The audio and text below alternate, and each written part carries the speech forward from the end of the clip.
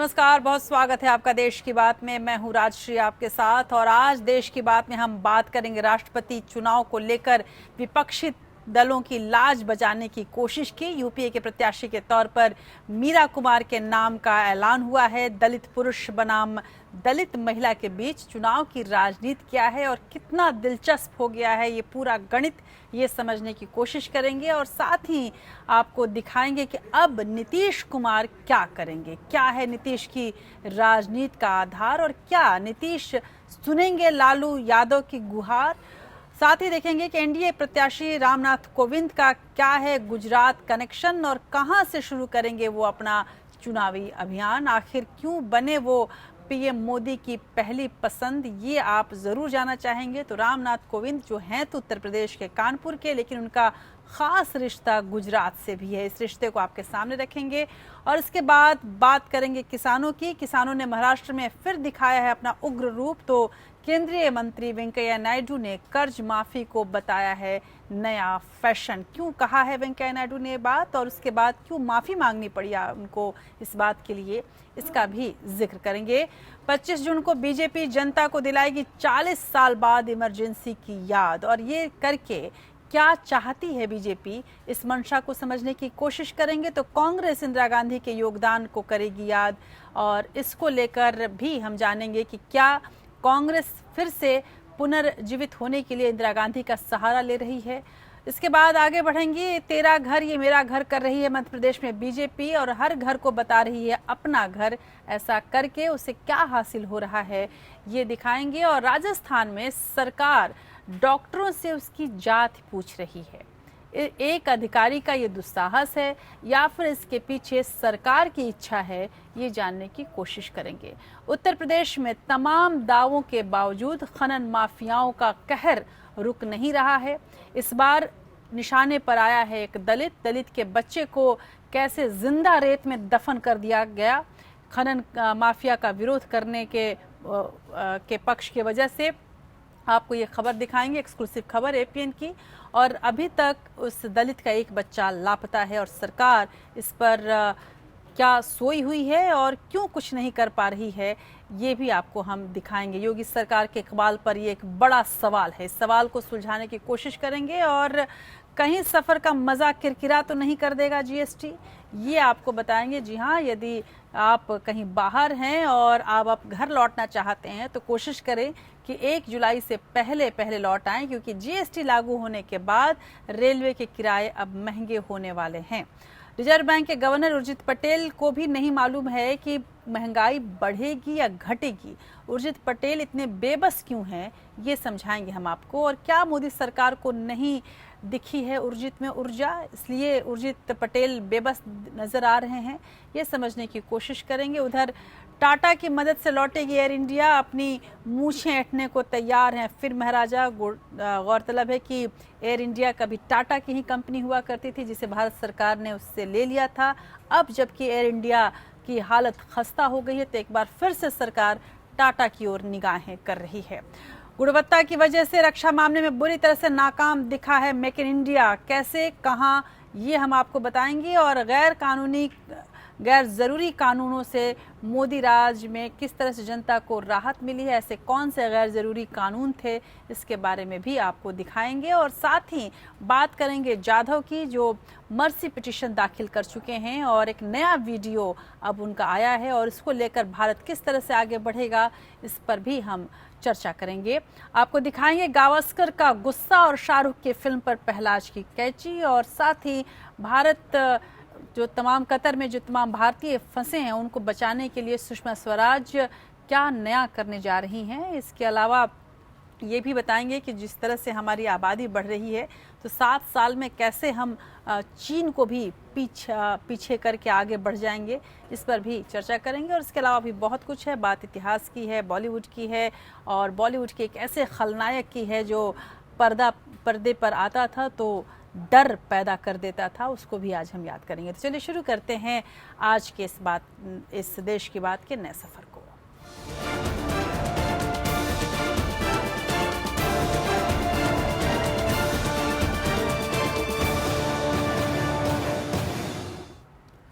17 विपक्षी दलों की बैठक के बाद एनडीए के राष्ट्रपति पद के उम्मीदवार रामनाथ कोविंद के सामने मीरा कुमार को उतारने का ऐलान हुआ है।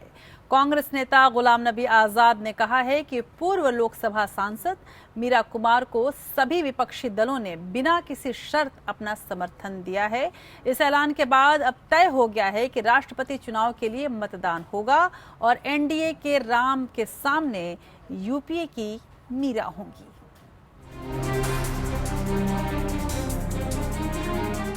देश का राष्ट्रपति चुनाव दलित बनाम दलित में तब्दील हो गया है। रायसीना की रेस के लिए यूपीए ने पूर्व लोकसभा स्पीकर मीरा कुमार को राष्ट्रपति पद का उम्मीदवार बनाया है। राष्ट्रपति उम्मीदवार चुनने के लिए संसद भवन में विपक्ष की हुई बैठक में मीरा कुमार का नाम तय हुआ। इस बैठक में 17 विपक्षी दलों के नेताओं ने हिस्सा लिया। एनसीपी अध्यक्ष शरद पवार ने मीरा कुमार के नाम का प्रस्ताव रखा। विपक्षी पार्टियों की मीटिंग हुई, श्रीमती सोनिया गांधी ने उसकी अध्यक्षता की और सर्वसम्मति से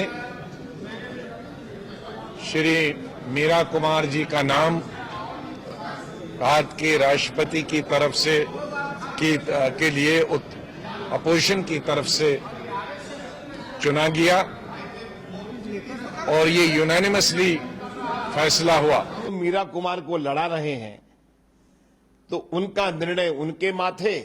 हम ये जानते हैं कि 60% से अधिक वोट एनडीए के उम्मीदवार को मिलने वाला है। अच्छा ये होता कि वो ऐसा नहीं करे। विपक्ष का कहना है कि वो सेकुलर दलों से मीरा कुमार को समर्थन देने की अपील करेगा। मीरा कुमार 27 जून को नामांकन भरेंगी। कांग्रेस की ओर से अध्यक्ष सोनिया गांधी, मनमोहन सिंह और गुलाम नबी आजाद ने बैठक में हिस्सा लिया, तो टीएमसी से डेरेक ओब्रायन, बीएसपी से सतीश मिश्रा और समाजवादी पार्टी से राम गोपाल यादव मौजूद रहे। सीपीएम से सीताराम येचुरी ने शिरकत की। धोखा दिया नहीं धोखा दिया नीतीश कुमार जाने। हमारा गठबंधन है, सरकार है हमारी सरकार हमारी चलती रहेगी। हम कल ही मिलेंगे। अवतारी पार्टी हमने दिया है वहाँ पर और हम केस पर विचार करिए। ऐतिहासिक भूल नहीं करना चाहिए, गलत नहीं होना चाहिए। गलत निर्णय हो गया है आप लोगों का, तो उस निर्णय पर आप विचार करो। नहीं, हमारी पार्टी का स्टैंड तय हो चुका है। हमने सोच विचार करके सभी चीजों का ध्यान रख करके फैसला किया है कि हम श्री डॉक्टर रामनाथ कोविंद जी को समर्थन देंगे। बुधवार को जब कांग्रेस नेता मीरा कुमार ने कांग्रेस अध्यक्षा सोनिया गांधी से मुलाकात की थी, उसके बाद से ही इस बात के कयास लगने शुरू हो गए थे कि यूपीए की ओर से उन्हें रामनाथ कोविंद के खिलाफ मैदान में उतारा जा सकता है। विपक्ष की बैठक से पहले विपक्षी दलों का कुनबा बिखरता दिख रहा था। शरद पवार की पार्टी एनसीपी के एनडीए उम्मीदवार रामनाथ कोविंद को समर्थन देने की अटकलों के बीच सोनिया गांधी ने करीबी नेताओं को पवार के घर भेजा था। Bureau report, APN. उधर यूपी की तरफ से राष्ट्रपति पद की उम्मीदवार बनाए जाने के बाद मीरा कुमार ने पहली प्रतिक्रिया दी। चुनाव के लिए प्रत्याशी बनाया है, उनका धन्यवाद देना चाहती हूँ और मुझे अत्यधिक प्रसन्नता है, बहुत ज्यादा खुशी है इस बात की कि विपक्ष एक मत हो गया है। उधर विपक्षी दलों ने एनडीए के उम्मीदवार रामनाथ कोविंद के मुकाबले पूर्व लोकसभा अध्यक्ष मीरा कुमार को मैदान में उतारा है और बाबू जगजीवन राम की बेटी मीरा कुमार दलित समुदाय से हैं और लोकसभा स्पीकर रहते हुए उन्होंने उल्लेखनीय काम किया है। कुल मिलाकर यदि मीरा कुमार के करियर को देखा जाए तो एक बेहद दिलचस्प उनका पूरा कार्यकाल रहा है। इस बार राष्ट्रपति पद का मुकाबला एनडीए के राम और यूपीए की मीरा के बीच है। 31 मार्च 1947 को जन्मी मीरा कुमार दलित समुदाय से हैं और वो पूर्व उप प्रधानमंत्री बाबू जगजीवन राम की बेटी हैं। कांग्रेस नेता मीरा कुमार का राजनीति में प्रवेश 80 के दशक में हुआ। साल 1985 में पहली बार सांसद बनी। उन्होंने बिजनौर से चुनाव लड़ा था। मीरा कुमार ने 70 के दशक में भारतीय विदेश सेवा में नौकरी की और कई देशों में नियुक्त रही। वो भारत मॉरिशस संयुक्त आयोग की सदस्य भी रह चुकी हैं और ब्रिटेन में भारतीय उच्चायोग में भी काम कर चुकी हैं। साल 1990 में वो कांग्रेस पार्टी की कार्यकारिणी की सदस्य बनी और अखिल भारतीय कांग्रेस समिति की महासचिव भी चुनी गई। मीरा कुमार 1996 और 1998 में भी सांसद रहीं। साल 2004 में बिहार के सासाराम से उन्होंने लोकसभा का चुनाव जीता। यूपीए सरकार में वो सामाजिक न्याय मंत्री बनाई गईं। साल 2009 में सासाराम से चुनाव जीतने के बाद मीरा कुमार लोकसभा की पहली महिला स्पीकर चुनी गई थी। Bureau report, APN. उधर रामनाथ कोविंद को बेहतर उम्मीदवार बताने वाली बीएसपी अध्यक्षा मायावती ने यूपीए की राष्ट्रपति उम्मीदवार मीरा कुमार को अपना समर्थन दे दिया है। मायावती ने कहा कि मीरा कुमार रामनाथ कोविंद के मुकाबले ज्यादा सशक्त उम्मीदवार हैं, जबकि समाजवादी पार्टी के महासचिव रामगोपाल यादव ने भी मीरा कुमार को ज्यादा मजबूत चेहरा बताया। इन दोनों उम्मीदवारों की विशेषताओं की तुलना करने पर ये स्पष्ट है कि यूपीए व अन्य विपक्षी पार्टियों की उम्मीदवार श्रीमती मीरा कुमार बीजेपी व एनडीए के उम्मीदवार से ज्यादा लोकप्रिय व काबिल भी है। इस कारण अब हमारी पार्टी श्रीमती मीरा कुमार को ही राष्ट्रपति पद के लिए अपना समर्थन घोषित करती है। विपक्ष ने भी एक अच्छे उम्मीदवार को खड़ा किया है। उनका स्टेचर बड़ा है। बाबू जगजीवन राम की बेटी होने के नाते पूरा देश जानता भी है बहुत अच्छी तरीके से। तो जहाँ तक कैंडिडेचर का सवाल है, जो विपक्ष का उम्मीदवार है वो सत्ताधारी दल के उम्मीदवार से बेहतर उम्मीदवार है। उधर जनता दल यूनाइटेड ने एनडीए के राष्ट्रपति पद के उम्मीदवार रामनाथ कोविंद को समर्थन देने का ऐलान करने के बाद विपक्षी दलों की बैठक से भी दूरी बनाए रखी। वहीं ये भी सफाई दे दी कि उसने एनडीए को नहीं, कोविंद को व्यक्तिगत आधार पर समर्थन दिया है। जेडीयू का कहना है कि पिछली बार एनडीए में रहते हुए भी यूपीए के उम्मीदवार प्रणब मुखर्जी का जेडीयू ने समर्थन किया था और इस बार ये एक व्यक्तिगत फैसला है। राजनीति निस्वार्थ नहीं होती, सो नीतीश भी खुद को सन्यासी साबित नहीं करना चाहते। नीतीश की राजनीति की खासियत भी यही है, वो जिसके साथ रहते हैं उसके मुकाबले खुद को मजबूत करने की राजनीति करते हैं और अगर उनके राजनीतिक हित सदते नजर नहीं आते तो 25 बरस पुराना रिश्ता तोड़ने से भी परहेज नहीं करते। बीजेपी के साथ बिहार की राजनीति में रिश्ते इसी बिना पर खड़े किए गए, लेकिन मोदी की पीएम पद की उम्मीदवारी और दोबारा राज्य की सत्ता पाने की बेकरारी ने उन्हें लालू को पुरानी दोस्ती का फर्ज अदा करने के लिए मजबूर कर दिया। बीजेपी के आक्रामक रुख को देखते हुए लालू के पास कोई चारा भी नहीं था। अब नीतीश विपक्ष की राजनीति में अपने सियासी फायदे और नुकसान, नफा और तोल मोल की गुंजाइश तलाशने में लग गए। नीतीश की कामयाबी इसी में है कि वो अपने अलावा किसी के सगे नहीं है, इसलिए जेडीयू, एनडीए और यूपीए दोनों से बराबर की दूरियां रखते हैं। कोविंद को समर्थन देने के लिए जेडीयू अपनी ही दलीलें दे रही है। पहली बात तो हम अपोजिशन एकता के अंदर, हम बाहर नहीं आए हैं। ये आइसोलेटेड इंसिडेंट है सिर्फ राष्ट्रपति के चुनाव को लेकर। मजे की बात यह है कि विपक्षी एकता की मुहिम भी नीतीश ने ही शुरू की थी और सोनिया दरबार में हाजिरी भी लगाई थी, लेकिन उन्हें जल्द समझ में आ गया कि कांग्रेस के युवराज के रहते कांग्रेस उन्हें विपक्षी एकता का दूल्हा नहीं बनने देगी। वहीं राज्य की राजनीति में मजबूती से पैर भी जमा लेगी। मोदी के कांग्रेस मुक्त भारत अभियान की शर्त भी यही है। कांग्रेस को नेस्तनाबूद करने के लिए बीजेपी हर तौर पर संधि करने को तैयार है। एक तरफ नीतीश से मोहब्बत दिखा रही है तो लालू यादव से अदावत निभा रही है, इसलिए आरजेडी नीतीश को महागठबंधन का विभीषण मान रही है।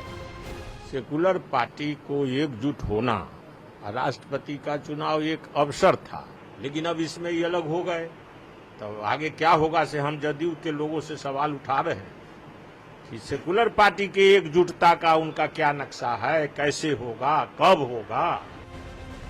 जेडीयू की दलील है कि कोविंद को समर्थन दिया है, एनडीए को नहीं। पार्टी अब भी विपक्षी दलों के साथ है।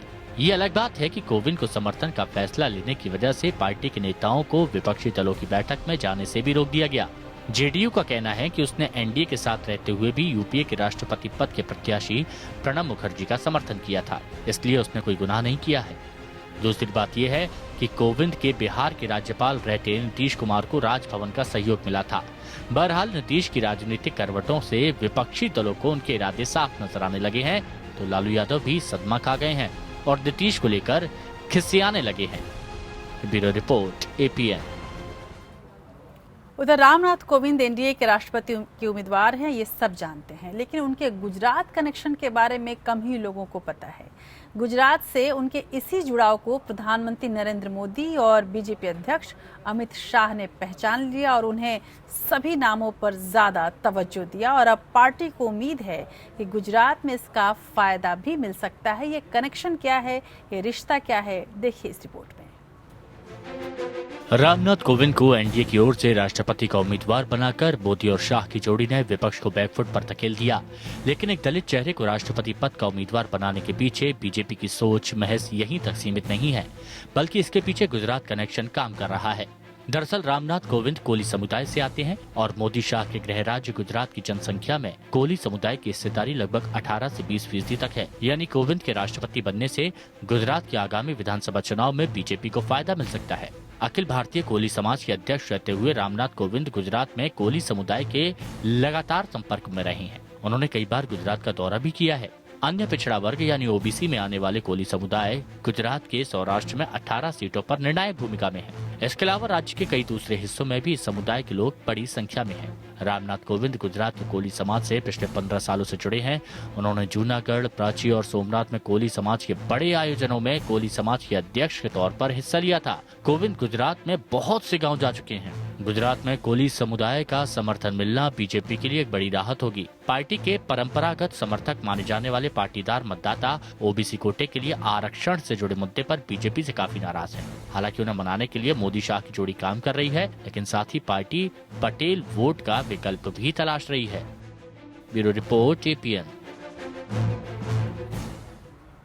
और अब बात करते हैं किसानों की। मोदी सरकार में शहरी विकास मंत्री वेंकैया नायडू का एक बयान विवाद की वजह बन गया। देश में किसान कर्ज के बोझ से दबकर आत्महत्या पर मजबूर हैं और ऐसे में वेंकैया का ये बयान सियासत का सबब बन गया। एक कार्यक्रम में बोलते हुए वेंकैया नायडू ने कहा कि जिस तरह से देश में कर्ज माफी चल रही है उसे देखते हुए लगता है कि अभी एक फैशन सा बन गया है। हालांकि बयान पर विवाद होने के तुरंत बाद उन्होंने सफाई भी दी और कहा कि उनके बयान का गलत मतलब निकाला गया है। कर्ज के बोझ तले दबे किसानों की आत्महत्या का सिलसिला बदस्तूर जारी है, लेकिन नेता अपनी सियासत से बाज नहीं आ रहे हैं। किसानों के घावों पर मरहम लगाने की जगह सियासतदान उस पर नमक छिड़कने का काम कर रहे हैं। बीजेपी शासित मध्य प्रदेश के सागर और बीना में 2 और किसानों ने कर्ज के बोझ से खुद को आजाद करने के लिए आत्महत्या कर ली।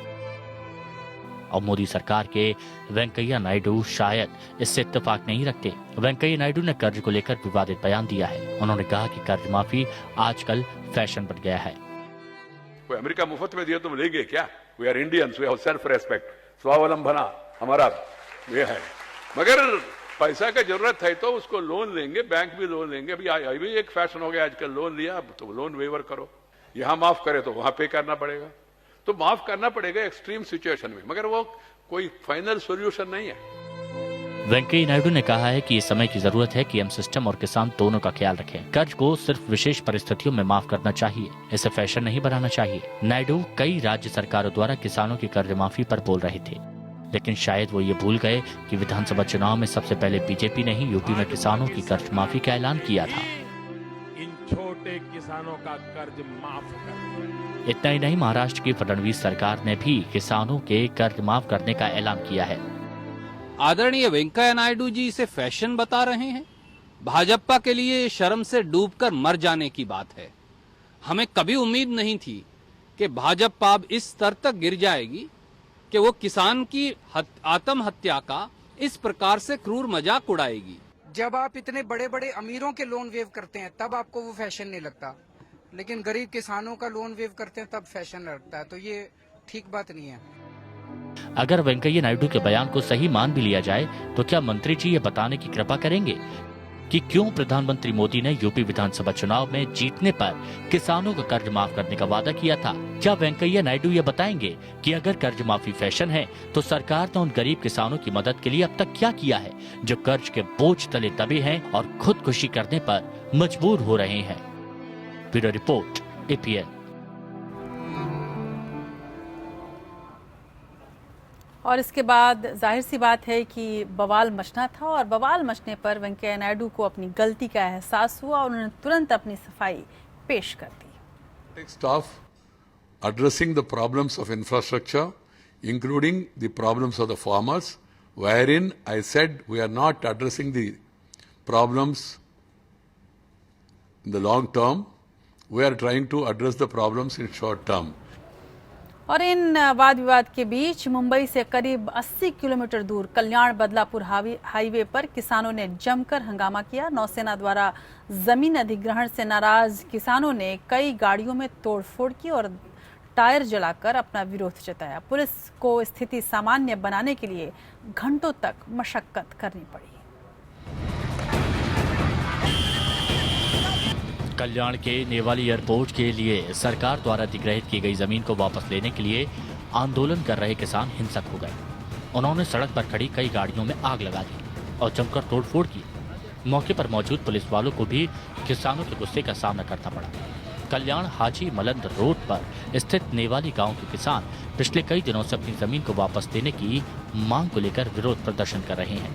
नेवी वाले ने जमीन का कब्जा करने का शुरू कर दिया है और किसानों के दिल में एकदम बहुत उसके खिलाफ सब लोग हैं। इसके वजह से आज कुछ रास्ता रोको था सवेरे, और उसके वजह से ये सब झगड़ा हुआ है। खबरों के मुताबिक प्रदर्शन तब शुरू हुआ जब भारतीय नौसेना ने अंग्रेजों के जमाने की एक हवाई पट्टी के इर्द गिर्द बाउंड्री वॉल बनाने का फैसला किया। हवाई पट्टी से लगता करीब 1600 एकड़ का परिसर नौसेना के कब्जे में है, लेकिन बीते कुछ साल से किसानों ने इसके बड़े हिस्से पर कब्जा कर लिया है। इसलिए नौसेना ने हवाई पट्टी को बाउंड्री वॉल से घेरने का फैसला किया था। किसान इसी बात का विरोध कर रहे हैं। उनका कहना है कि जमीन हवाई अड्डे के लिए ली गई थी, इसलिए यहाँ एयरपोर्ट ही बनना चाहिए। अपनी मांग को लेकर किसानों ने जोरदार विरोध प्रदर्शन किया, लेकिन घंटों की मशक्कत के बाद पुलिस ने उपद्रवियों को काबू में कर लिया। शांति बन चुकी है और हमने एक्स्ट्रा फोर्सेस डिप्लॉय कर दी हैं, एक्स्ट्रा ऑफिसर्स डिप्लॉय कर दिए हैं। अभी पूर्ण शांति है। हमारे कुछ ऑफिसर्स इंजर हुए हैं, गांव के कुछ लोगों को भी चोट आई थी, लेकिन ज्यादा इंजरी पुलिस के अधिकारियों को है। और हम जो इसके पीछे मिसचिफ मॉन्गर्स हैं, इसके पीछे जिन लोगों का हाथ है, उनको अवश्य आइडेंटिफाई करेंगे और कार्रवाई की जाएगी। हम अटेम्प्ट टू मर्डर का गुनाह भी इसमें दाखिल कर रहे हैं और जो भी कल्प्रिट्स हैं उनको आइडेंटिफाई करके अरेस्ट किया जाएगा। किसान कई दिनों से शांतिपूर्ण तरीके से विरोध कर रहे थे, लेकिन गुरुवार को आंदोलन ने हिंसक रूप ले लिया। पुलिस अब ये जांच कर रही है कि शांतिपूर्ण तरीके से चल रहा प्रदर्शन अचानक हिंसक कैसे हो गया और इसके पीछे किन लोगों की साजिश है। Bureau report APN। और इस बीच खबर ये भी है कि मध्य प्रदेश में 2 किसानों ने आत्महत्या कर ली है। अब दूसरी खबर की ओर रुख करते हैं। मोदी सरकार देश को इमरजेंसी के दिन भूलने नहीं देना चाहती। हर साल की तरह इस साल भी 25 जून को बहुत से केंद्रीय मंत्री देश के अलग अलग हिस्सों में भेजे जाएंगे। ये लोग वहां आयोजित कार्यक्रमों में लोगों को तत्कालीन प्रधानमंत्री इंदिरा गांधी की तानाशाही की मिसालें देंगे और इमरजेंसी के दौरान हुई तमाम घटनाओं को एक बार फिर से याद दिलाएंगे और समझाने की कोशिश करेंगे कि कांग्रेस का इतिहास तानाशाही का इतिहास रहा है। 25 जून आजाद हिंदुस्तान का सबसे काला दिन, प्रेस फ्रीडम और अभिव्यक्ति की आजादी की हत्या का दिन। बीजेपी के हाथ एक ऐसा हथियार है, इमरजेंसी का दौर, जिससे वो कांग्रेस को कमजोर करते रहना चाहती है। मोदी सरकार इस दिन अपने मंत्रियों को देश के विभिन्न हिस्सों में भेजने की तैयारी कर रही है। घोषित तौर से बीजेपी का मकसद आम लोगों को इमरजेंसी की खौफनाक यादों के बारे में ध्यान दिलाना है। 42 साल पहले इसी दिन इमरजेंसी लगी थी। तत्कालीन प्रधानमंत्री इंदिरा गांधी ने 1975 में देश में अपने खिलाफ हो रहे प्रदर्शनों को काबू में करने के लिए ये कदम उठाया था। प्रदर्शनों में हिस्सा लेने वाले बहुत सारे विपक्षी नेताओं को गिरफ्तार करके जेलों में ठूंस दिया गया था। बीजेपी तब जनसंघ के नाम से कांग्रेस सरकार की मुखालफत कर रही थी। इस बार व्यापक स्तर पर कार्यक्रम करने की तैयारी है। सरकार के मंत्रियों के टूर की रूपरेखा तैयार हो रही है। मंत्रियों को उन जगहों का चुनाव करने के लिए कहा गया जहां स्वतंत्रता सेनानियों और क्रांतिकारियों का जन्म हुआ। कुछ ने बाइक रैलियों की योजना भी बनाई। हालांकि राष्ट्रपति चुनाव और जीएसटी लॉन्च की वजह से बहुत सारे नेता बुरी तरह व्यस्त हैं, लेकिन बीजेपी इसे प्राथमिकता देकर अमल कराने के मूड में है। ये नेता बैठकों में बताएंगे कि किस तरह गैर कांग्रेसी पार्टियों की 8 से ज्यादा राज्य सरकारों का तख्ता पलट एक दिन में हो गया। हम नहीं चाहते हैं कि हमारा युवा इस बात को भूले।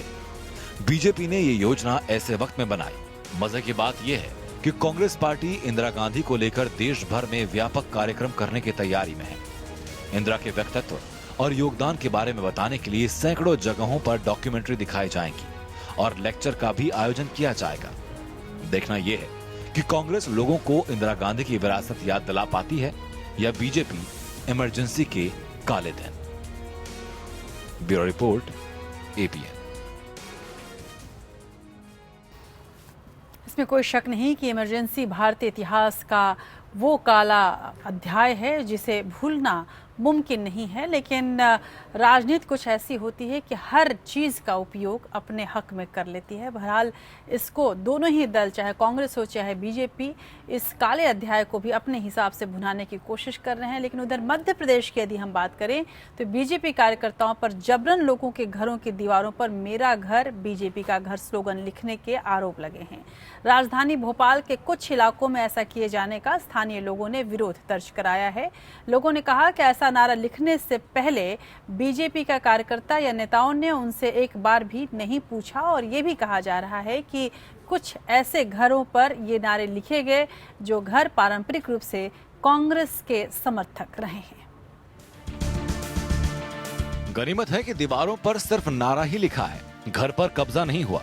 मध्य प्रदेश की राजधानी भोपाल में बीजेपी एक नया अभियान चला रही है। पार्टी घर घर जाकर दीवार पर स्लोगन लिखकर ये बताने की कोशिश कर रही है कि ये घर बीजेपी कार्यकर्ता का है। तस्वीरों में आप देख सकते हैं कि किस तरह एक के बाद एक घर पर मेरा घर भाजपा का घर लिखकर इसे बीजेपी के नाम पर पेटेंट करा लिया गया। खास बात यह है कि बीजेपी कार्यकर्ताओं ने अपने समर्थकों के अलावा कांग्रेस समर्थकों के घर पर भी बीजेपी का ठप्पा लगा दिया।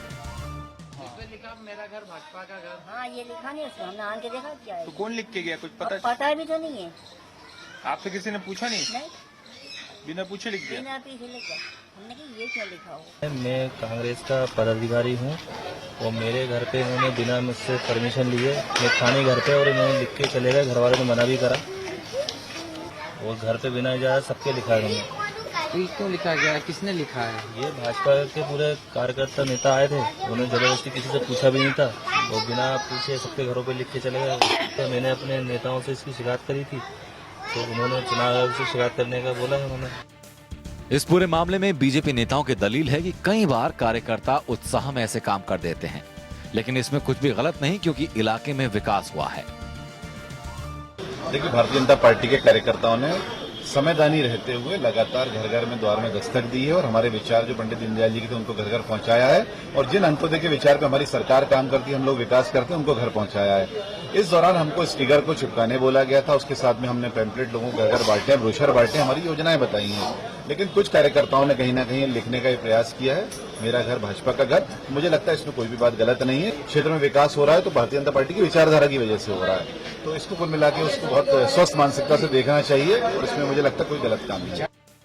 विकास कार्यों का प्रचार करने का यह अपने आप में अनोखा तरीका है। कई लोगों का कहना है कि बिना उनकी मंजूरी के स्लोगन लिखे गए, लेकिन बीजेपी के पास अपनी सफाई है। हालांकि एक सच्चाई ये भी है कि सिर्फ ठप्पा लगा देने से अगर कोई बीजेपी या किसी पार्टी का कार्यकर्ता हो जाता तो शायद पूरे देश में हर घर पर किसी न किसी पार्टी का ठप्पा लगा होता। सरकार ने भले ही इन घरों पर बीजेपी का ठप्पा लगा दिया, लेकिन इन घरों में रहने वाले अगले चुनाव में बीजेपी को ठप्पा लगाएंगे या नहीं, ये साफ नहीं। Bureau report, APN.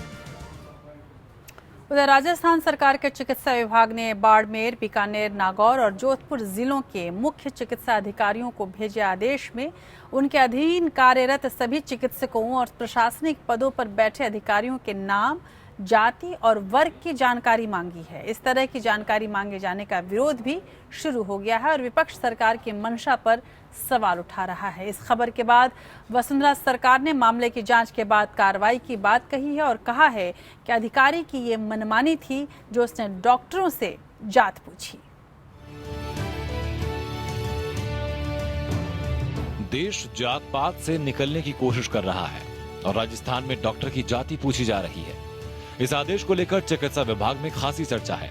निदेशालय चिकित्सा, स्वास्थ्य एवं परिवार कल्याण सेवाओं की ओर से एक आदेश के द्वारा राजस्थान के 4 जिलों बीकानेर, जोधपुर, बाड़मेर और नागौर में कार्यरत मुख्य चिकित्सा अधिकारी और तमाम दूसरे अधिकारियों से उनका नाम, जाति और वो वहां कब से कार्यरत आदि की जानकारी ईमेल से मांगी गई। इन आदेशों के बाद से राजस्थान में चर्चाओं का बाजार गर्म है कि क्या अब डॉक्टर भी इलाकों में जातियों के हिसाब से तैनात किए जाएंगे।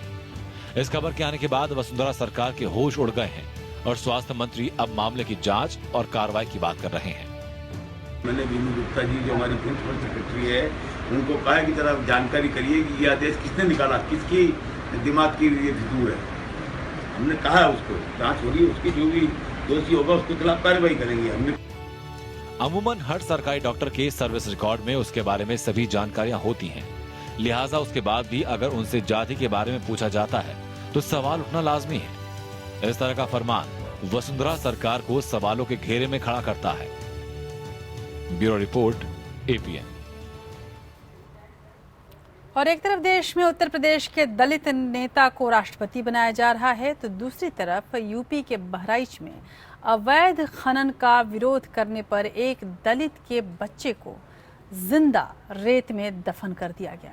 चेतराम ने जिलाधिकारी समेत कई आला अधिकारियों से इस बाबत शिकायत भी की थी, लेकिन प्रशासन कान में तेल डाले बैठा रहा और साथ ही माफियाओं ने उसके एक और बच्चे को लापता कर दिया और जिसकी अब तक कोई खबर नहीं है। देखिए एपीएन की ये खास रिपोर्ट।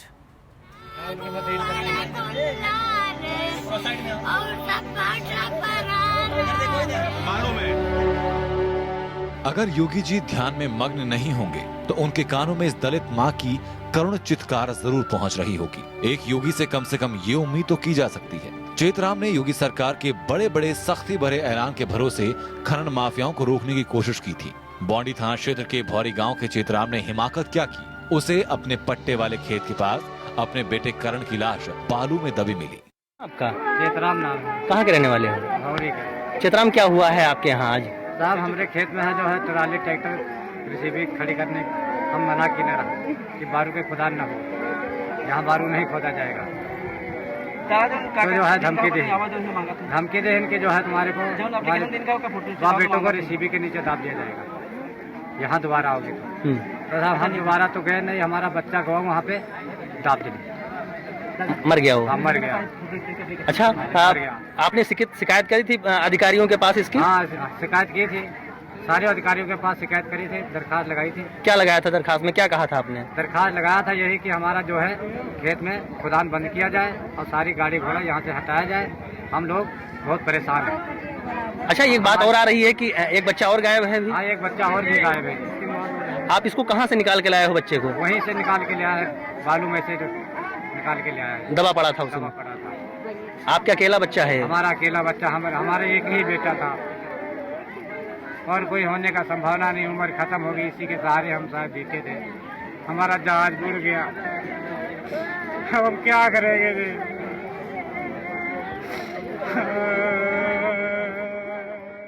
चेतराम के 8 साल के बेटे ने भी अपने पिता की तरह विरोध किया तो उसे जेसीबी से दफन कर दिया गया। उसके दोस्त निसार का अभी तक पता नहीं। तो वहीं प्रशासन एक बच्चे की जान जाने के बाद खनन माफिया पर कार्रवाई का भरोसा दे रहा है। को जेसीबी से दबा दिया गया, उसके पिता ने शिकायत करी थी, बालू खनन से रोका था। क्या है मामला ये? जानकारी हमको हुई है कि खनन हो रहा है, लोगों से शिकायत मिली कि जो है गलत खनन हो रहा है। उसके डीएम साहब पास दरखास्त पड़ी, जो है उन्होंने टीम बनाया है जांच के लिए, उसमें जांच होगी, कार्रवाई होगी। कौन है ये? बच्चे का शव मिलने के बाद नाराज ग्रामीणों ने बालू खनन में लगे ठेकेदार की गाड़ी, ट्रकों, पोकलैंड मशीन और जेसीबी मशीनों में जमकर तोड़फोड़ की। ये ग्रामीण बच्चे का शव रखकर विरोध प्रदर्शन कर रहे हैं। उनकी मांग है कि गुमशुदा बच्चे के मिलने और खनन बंद होने तक वो बच्चे का दाह संस्कार नहीं करेंगे। एक तरफ बच्चे की हत्या और दूसरे बच्चे के गुमशुदा होने से शोकग्रस्त ग्रामीण प्रदर्शन कर रहे हैं, तो वहीं संवेदनहीन ठेकेदारों के कारिंदे इन सब से बेअसर बालू की ढुलाई जारी रखे हुए हैं। योगी जी 100 दिन में आपकी सरकार का इकबाल इतना भी नहीं रहा। आपको याद दिलाना चाहते हैं कि शपथ लेने के बाद आपने किस अंदाज में अपराधियों को चेतावनी दी थी। हम लोग पहले ही इस बात का आग्रह कर चुके हैं कि जिन्हें कानून के राज में विश्वास नहीं, वे कृपया उत्तर प्रदेश को अवश्य छोड़ दें, क्योंकि उत्तर प्रदेश में अब उनके दिन लग चुके हैं। हम लोग प्यार से एक बार 2 बार समझाएंगे, लेकिन कोई कानून को हाथ में लेने का प्रयास करेगा तो फिर सत्य के साथ कानून अपना कार्य प्रारंभ करेगा। फहीम किदवई, बहराइच, एपीएन। समझ में नहीं आता कि ऐसी तस्वीरों का असर सरकारों पर क्यों नहीं होता। बहरहाल उम्मीद है कि योगी आदित्यनाथ जब भी ऐसी खबरों को देख रहे हैं या जब भी ऐसी तस्वीरों को देख रहे हैं, इस पर कार्रवाई ज़रूर करेंगे। एपीएन पर तमाम ऐसी खबरें दिखाई गई और उस पर कार्रवाई भी होती रही।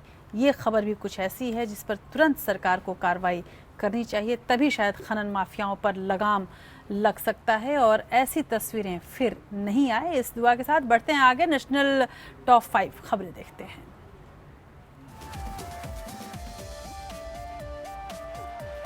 एनडीए की ओर से राष्ट्रपति पद के उम्मीदवार रामनाथ कोविंद पूर्व प्रधानमंत्री अटल बिहारी वाजपेयी के घर उनसे मुलाकात करने पहुंचे। कोविंद के साथ उनकी पत्नी भी थी। उन्होंने वाजपेयी के परिजनों से भी बात की। इससे पहले कोविंद बीजेपी दिग्गज लालकृष्ण आडवाणी, मुरली मनोहर जोशी से मुलाकात कर चुके हैं। रामनाथ कोविंद 23 जून को राष्ट्रपति पद के लिए नामांकन भरेंगे। भ्रष्टाचार के प्रति जीरो टॉलरेंस लेकर चलने वाली मोदी सरकार ने भ्रष्टाचार कम करने के लिए एक और कदम आगे बढ़ाया है। मोदी सरकार ने बड़ा फैसला करते हुए भ्रष्ट अधिकारियों के खिलाफ तेज डिपार्टमेंटल प्रोसीडिंग के लिए नया सिस्टम शुरू किया है। इस प्रोग्राम को online departmental proceeding processing system नाम दिया गया है। इस नए सिस्टम की मदद से 2 साल के अंदर किसी भी अधिकारी की डिपार्टमेंटल प्रोसीडिंग की जांच हो सकेगी। इससे पहले इन तमाम चीजों को लेकर के 8 से 10 साल का समय लगता था। पंजाब विधानसभा का 7वां दिन भी हंगामे की भेंट चढ़ गया। गुरुवार को विधानसभा का नजारा किसी लड़ाई के अखाड़े से कम नहीं था। इस दौरान हुई झड़पों के चलते आप महिला विधायक सरबजीत मनु के बेहोश हो गयी। दरअसल स्पीकर केपी राणा ने आप नेता सुखपाल खेहरा तथा लोक इंसाफ पार्टी के विधायक सिमरनजीत बैस को विधानसभा के अंदर आने की मनाही कर दी। इससे नाराज नेता धरने पर बैठ गए। बिहार बोर्ड की 10वीं मैट्रिक का रिजल्ट लंबे इंतजार के बाद जारी कर दिया गया। इस साल कुल 50.12% छात्र छात्राएं पास हुए हैं। पिछले साल बिहार बोर्ड की 10वीं का रिजल्ट 75.15% रहा था। 2016 में लड़कियों ने बाजी मारी थी। इस बार बिहार स्कूल एग्जामिनेशन बोर्ड की 10वीं की परीक्षा में करीब 17 लाख छात्र छात्राओं ने हिस्सा लिया था, जिसमें से करीब 8,56,000 बच्चे पास हुए हैं।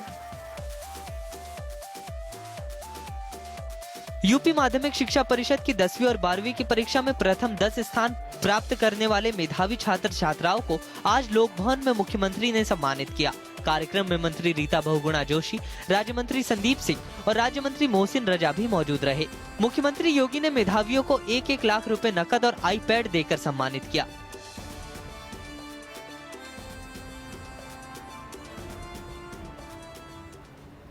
और पाकिस्तान की बॉर्डर एक्शन टीम बैट के हमले में 2 भारतीय जवान हमारे शहीद हो गए हैं। ये हमला पुंछ सेक्टर में हुआ है। खबरों के मुताबिक पाकिस्तान के सैनिक 600 मीटर तक भारतीय सीमा के अंदर आ गए। भारतीय जवानों ने भी इसका जवाब दिया और एक हमलावर को मार भी गिराया, जबकि एक पाकिस्तानी सैनिक घायल हो गया। बैट में सैनिकों जैसे ट्रेनिंग पाया आतंकी भी शामिल रहते हैं। ये एलओसी में 1 से 3 किलोमीटर तक अंदर घुसकर भारतीय चौकियों और जवानों पर हमला करते हैं। पहले भी ऐसी कायराना हरकतें ये कर चुके हैं। इससे पहले बैट ने मई में पुंछ के कृष्णा घाटी में हमला किया था, जिसमें 2 जवान हमारे शहीद हो गए थे।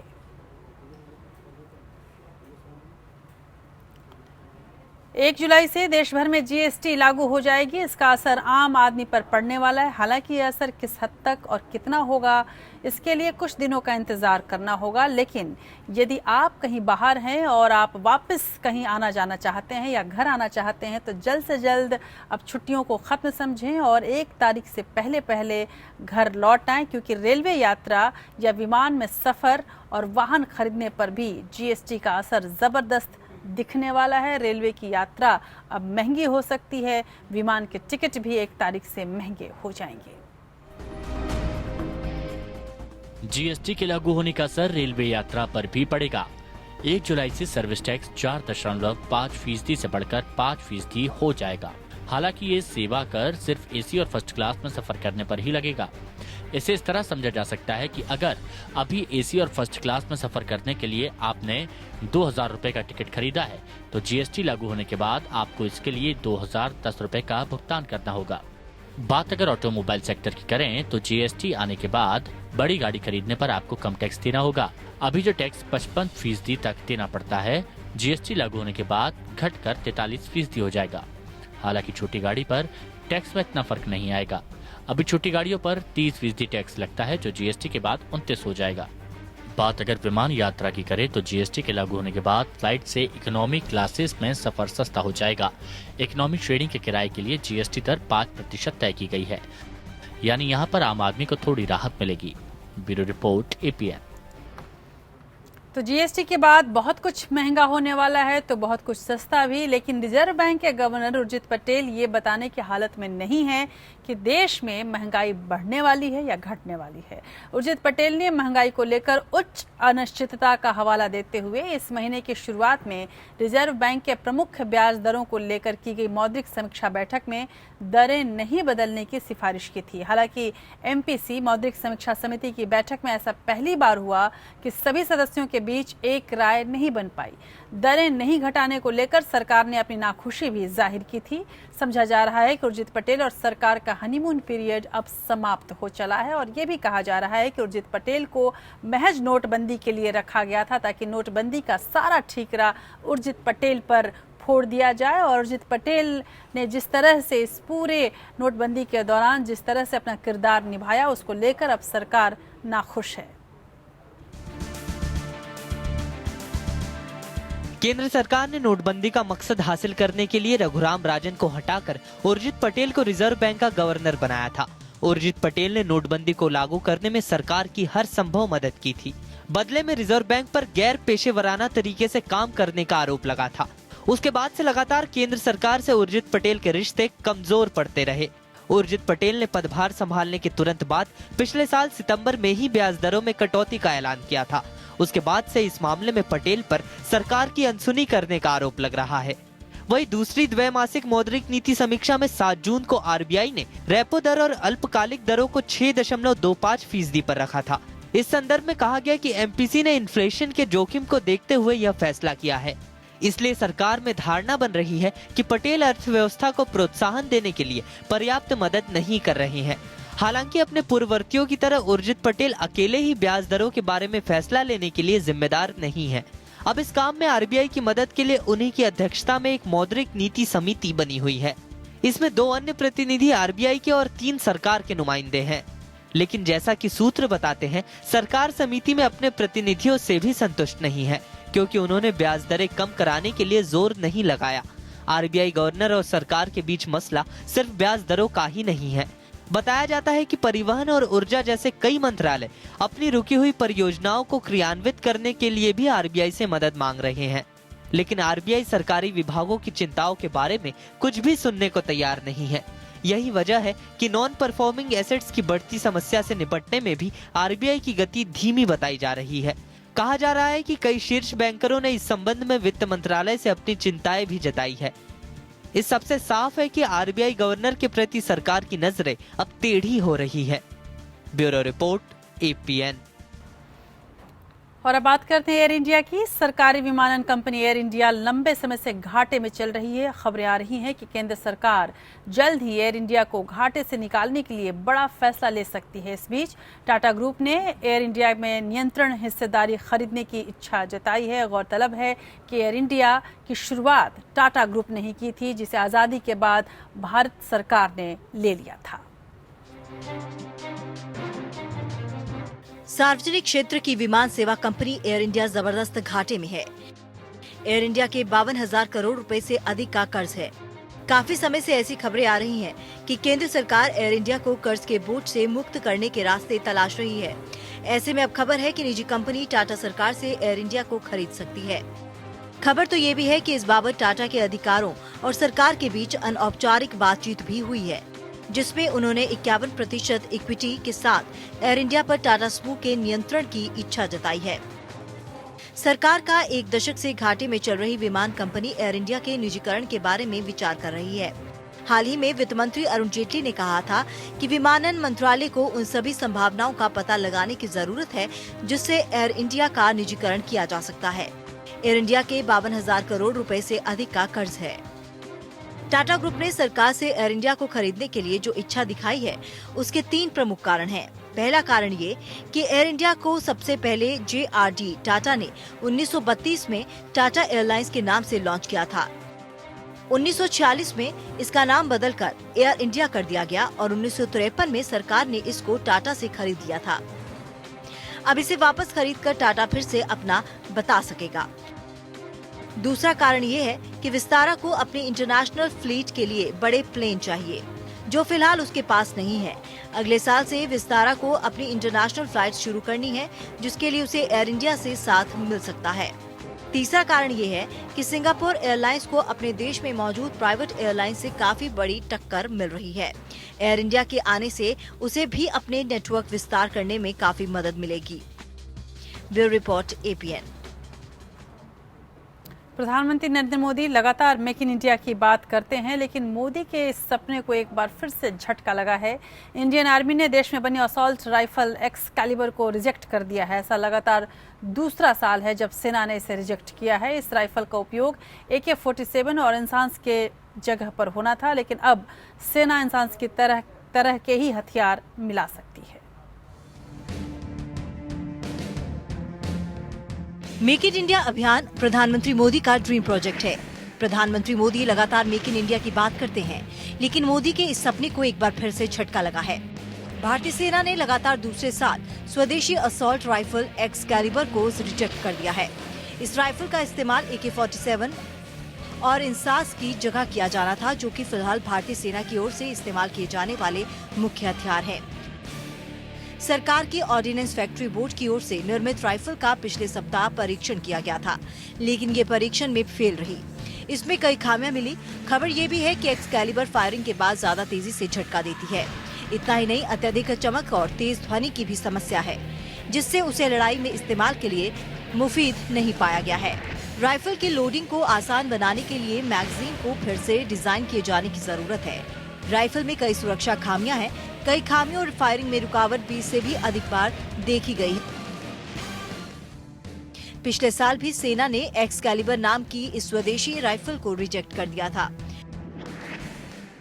बताया जा रहा है कि 5.56 mm की एक्सकैलिबर सेना के फायर पावर आवश्यकताओं को पूरा नहीं करती। एक्सकैलिबर फिलहाल इस्तेमाल की जा रही 5.56 mm की इंसास राइफल का संभावित विकल्प माना जा रहा है, लेकिन परीक्षण के दौरान कई खामियां मिलने से इंतजार और बढ़ रहा है। स्वदेशी राइफल के फेल हो जाने की स्थिति में भारतीय सेना को अब अंतर्राष्ट्रीय हथियार निर्माता कंपनियों की ओर रुख करना होगा। जल्द ही बोली के निविदा बुलाई जाएगी। निविदा जीतने वाली कंपनी को बड़ी संख्या में असॉल्ट राइफल के निर्माण के लिए भारतीय कंपनियों से संपर्क करना होगा। हालांकि ये बहुत लंबी प्रक्रिया है, जिसमें कई वर्षों का समय लग सकता है। भारतीय सेना फिलहाल AK-47 और इंसास राइफल का इस्तेमाल कर रही है, जिसे 1988 में सेना में शामिल किया गया था। बॉर्डर पर दुश्मनों से निपटने के उच्च मारक क्षमता वाली एक्सकैलिबर को इस साल सेना में शामिल किया जाना था। वैसे भारतीय सेना 70% हथियार आयात करती है। हालांकि मोदी सरकार ने सेना के आधुनिकीकरण पर अगले एक दशक में लगभग $250 अरब खर्च करने का लक्ष्य तय किया है। Bureau report, APN। और 1990 के बिहार के चर्चित चारा घोटाले केस में आरजेडी अध्यक्ष लालू यादव रांची में सीबीआई के स्पेशल कोर्ट में पेश हुए। लालू यादव पर सीएम रहते हुए 1990 में 900 करोड़ के चारा घोटाले में शामिल होने का आरोप है। कोर्ट में लालू यादव की तरफ से 36 गवाहों की सूची दी गई है।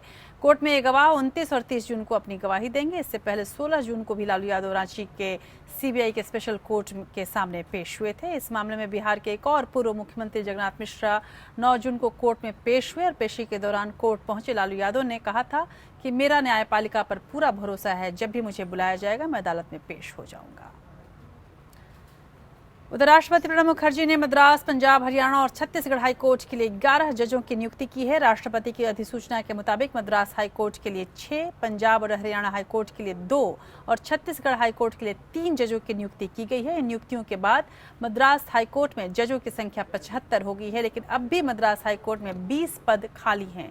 घोषणा के पहले पंजाब और हरियाणा हाई कोर्ट में 85 स्वीकृत पद की तुलना में 39 सीटें खाली थीं। वहीं छत्तीसगढ़ हाई कोर्ट में भी स्वीकृत क्षमता 22 की तुलना में 11 पद खाली थे।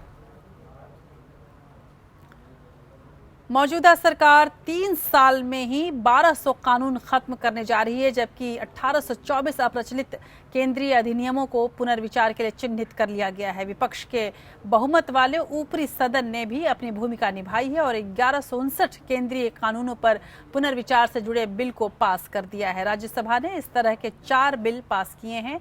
अगर ऐसे ही कुछ कानूनों पर नजर डालें तो इंडियन मोटर व्हीकल एक्ट 1914 के तहत आंध्र प्रदेश में एक इंस्पेक्टर के दांत बिल्कुल दूध के तरह चमकते होने चाहिए, लेकिन उसकी छाती सिकड़ी हुई हो, घुटने सटे हुए और पंजे हथौड़े की तरह हो तो उसे अयोग्य घोषित किया जा सकता है। इस तरह के कानून भी हैं। एक दूसरे कानून के मुताबिक कुछ राज्यों में पुलिसकर्मियों को सुनिश्चित करना होगा कि हवा में गिराए गए पैम्फलेट उनके इलाके में न गिरें। इस कानून का मकसद दूसरे विश्व युद्ध के दौरान प्रोपेगेंडा कैंपेन को रोकना था। टीम इंडिया की बात कर लेते हैं। टीम इंडिया के कप्तान विराट कोहली इन दिनों कई लोगों के निशाने पर हैं। फैंस ने उन्हें हटाकर महेंद्र सिंह धोनी को फिर से कप्तान बनाने की बात कही है, तो वहीं कुछ दिग्गज खिलाड़ियों ने भी विराट को आड़े हाथों लिया है। दरअसल जब से अनिल कुंबले ने टीम इंडिया के कोच पद से इस्तीफा दे दिया है, तब से ही विराट कई लोगों की नजरों में विलेन बन गए हैं। पूर्व क्रिकेटर सुनील गावस्कर ने भी विराट को खूब खरी खोटी सुनाई है। उन्होंने कहा कि किसी भी क्रिकेट सलाहकार समिति की जरूरत ही क्या है, विराट खुद ही क्यों नहीं टीम इंडिया के लिए कोच का चुनाव कर लेते और सारे फैसले ले लेते। उधर शाहरुख खान और अनुष्का की आने वाली फिल्म जब हैरी मेट सेजल के ट्रेलर में एक आपत्तिजनक शब्द का इस्तेमाल इस फिल्म के लिए मुसीबत का सबब बनता जा रहा है। टीवी चैनलों ने इसे मिनी ट्रेलर को जस का तस प्रसारित कर दिया। अब इस ट्रेलर पर हंगामा बरपा है। हंगामा इसलिए है क्योंकि यह ट्रेलर सेंसर बोर्ड द्वारा पास नहीं किया गया था। खबरों के मुताबिक सेंसर बोर्ड को फिल्म में इस्तेमाल किए गए एक शब्द से आपत्ति है। शब्द बिना सेंसर हुए फिल्म के रिलीज किए गए ट्रेलर में इस्तेमाल हुआ है। पहलाज निहलानी ने पूरे मामले पर कहा कि सेंसर बोर्ड इंटरनेट के कंटेंट पर रोक नहीं लगा सकता, लेकिन टेलीविजन पर बिना सेंसर किए कंटेंट को जाने से जरूर रोका जा सकता है।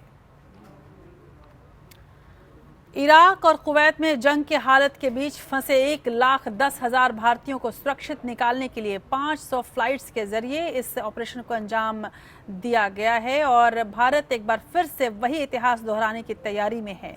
पिछले महीने सऊदी अरब, बहरीन, यूएई, अमन और मिस्र में कतर से राजनयिक और कूटनीतिक रिश्ते खत्म कर दिए।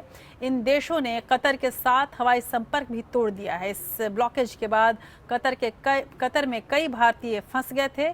अपने नागरिकों को एयरलिफ्ट करने के लिए भारत सरकार 22 जून से 8 जुलाई तक स्पेशल फ्लाइट्स चलाएगी। कतर में करीब 7 लाख भारतीय रहते हैं। इन सभी को निकालने के लिए होने वाली एयरलिफ्ट पर खुद विदेश मंत्री सुषमा स्वराज निगाहें रखेंगी। इसकी शुरुआत शुक्रवार को मुंबई से होगी, जब दोहा के लिए 168 सीटों वाले बोइंग 737 को रवाना किया जाएगा। यूएन के economic and social affairs department की रिपोर्ट के मुताबिक 2024 तक भारत की आबादी चीन से भी ज्यादा होगी।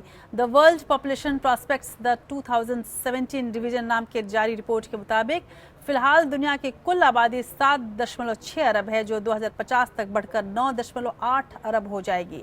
रिपोर्ट में यह भी कयास लगाया गया है कि 2050 तक नाइजीरिया की जनसंख्या अमेरिका से ज्यादा हो जाएगी। इसके साथ ही नाइजीरिया दुनिया का तीसरा सबसे ज्यादा आबादी वाला देश बन जाएगा।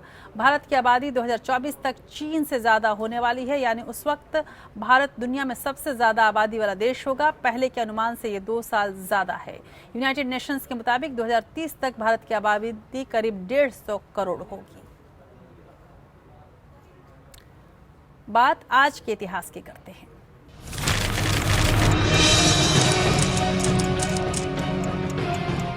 बाईस जून 1932 में दशकों तक प्रशंसकों के दिल पर राज करने वाले हिंदी सिनेमा के स्टार विलन अमरीश पुरी का जन्म हुआ था और 22 जून 1939 में नेताजी सुभाष चंद्र बोस ने कांग्रेस से अलग होकर फॉरवर्ड ब्लॉक की स्थापना की थी। 22 जून 1941 में द्वितीय विश्व युद्ध में जर्मन तानाशाह हिटलर ने तत्कालीन सोवियत रूस पर आक्रमण कर दिया था और 22 जून 1948 में ब्रिटिश सम्राट जॉर्ज षष्ठम ने भारत के सम्राट की पदवी को छोड़ दिया था। 22 जून 2015 में अफगानिस्तान के नेशनल असेंबली इमारत में आत्मघाती हमला हुआ था और इस हमले में 18 लोग घायल हुए थे। सभी हमलावरों को यूं मार गिराया गया था। और आज मेगेम्बो का जन्मदिन है। आपको बताने की जरूरत नहीं कि मेगेम्बो कौन था। फिल्मी दुनिया के मेगेम्बो थे अमरीश लाल पुरी, यानी अमरीश पुरी। अमरीश पुरी नाम ही काफी है। प्राण के बाद बॉलीवुड के सबसे कामयाब विलन, लंबा कद, मजबूत कदकाठी, दमदार आवाज और जबरदस्त संवाद अदायकी और उतना ही खूबसूरत अभिनय, अमरीश पुरी की ये खास विशेषताएं थी। मोगेम्बो का डरावना अंदाज हो या सिमरन के प्यार के आगे झुकने वाला नरम दिल पिता, हर किरदार में अमरीश पुरी ने उस किरदार को जीवंत किया अपने अभिनय से। अमरीश पुरी के कुछ खूबसूरत शॉट्स के साथ आपको छोड़ जाते हैं। देश की बात में आज बस इतना ही। नमस्कार।